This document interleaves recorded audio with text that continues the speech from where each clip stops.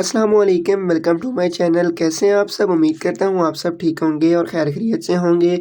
आज की इस वीडियो के अंदर हम बात करेंगे टेडालेस 10 mg टैबलेट्स के बेनिफिट्स, यूजेस और साइड इफ़ेक्ट्स के बारे में।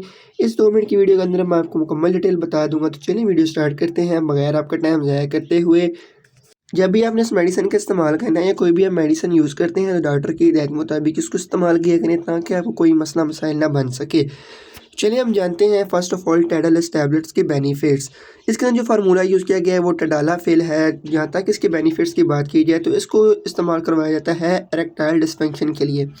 मिसाल के तौर पे जिन मर्दों के अंदर मर्दाना कमज़ोरी की शिकायत होती है तो उनको ट्रीट करने के लिए इस मेडिसिन का इस्तेमाल करवाया जाता है। टाइमिंग को बढ़ाने के लिए, मर्दाना कमज़ोरी को ख़त्म करने के लिए इस मेडिसिन का इस्तेमाल बहुत ही मुफीद है। उसके बाद जिनका आपस में ढीलापन रहता है, ढीलापन को ठीक करने के लिए भी इस मेडिसिन का इस्तेमाल करवाया जाता है। जिन लोगों को शर्मिंदगी का सामना करना पड़ता है तो इन सब मसले मसाइल के लिए इस मेडिसिन का इस्तेमाल बहुत ही मुफीद है। बेसिकली ये टाइमिंग को बढ़ाने के लिए, मर्दाना कमज़ोरी को ख़त्म करने के लिए ये मेडिसिन है।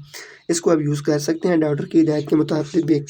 जहाँ तक इस मेडिसिन के तरीके इस्तेमाल और नुकसानात की बात की जाए, वो बताने से पहले आपसे रिक्वेस्ट है कि यार अभी तक आपने अगर चैनल सब्सक्राइब नहीं किया तो प्लीज़ यार आपका एक मिनट लगना है, सब्सक्राइब कर दें।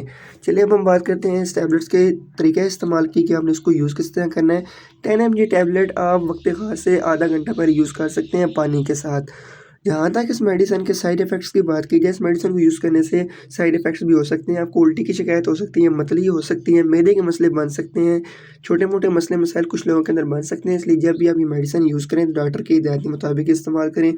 ब्लड प्रेशर और हार्ट के मरीज़ इस मेडिसिन को डॉक्टर की हिदायत के मुताबिक ना यूज़ करें। 18 साल से कम बच्चे भी इस मेडिसिन को यूज़ ना करें। तो ये थी आज की वीडियो। उम्मीद करता हूँ आपको मुकम्मल डिटेल समझ आ चुकी होगी। अगर अभी तक आपको कोई भी चीज़ नहीं समझ आई या कोई भी आप बात पूछना चाहते हैं तो कमेंट कर सकते हैं। इंशाल्लाह मिलते हैं अगली वीडियो के अंदर। इतनी देर के लिए अपना ख्याल रखिएगा, चैनल सब्सक्राइब कीजिएगा। अल्लाह हाफ़िज़। Thanks for watching.